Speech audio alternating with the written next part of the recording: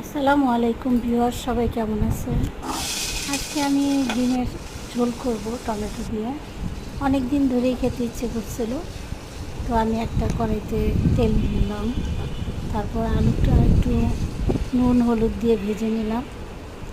লবণ হলুদ দিয়ে ভাজলে একটু সুন্দর একটা সুঘ্রাণ আসে।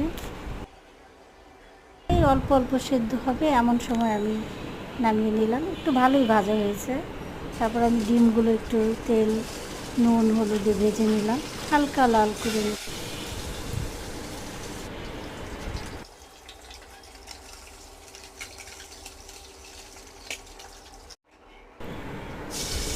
এরপর আমি এই প্যানেই একটু পেঁয়াজ দিয়ে দিলাম।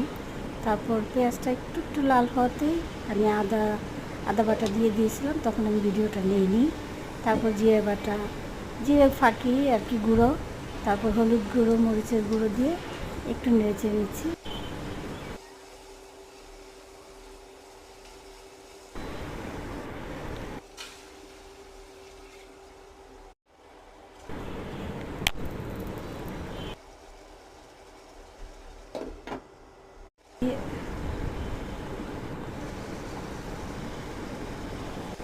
এখন আমি একটু নাড়াচাড়া করে নেব।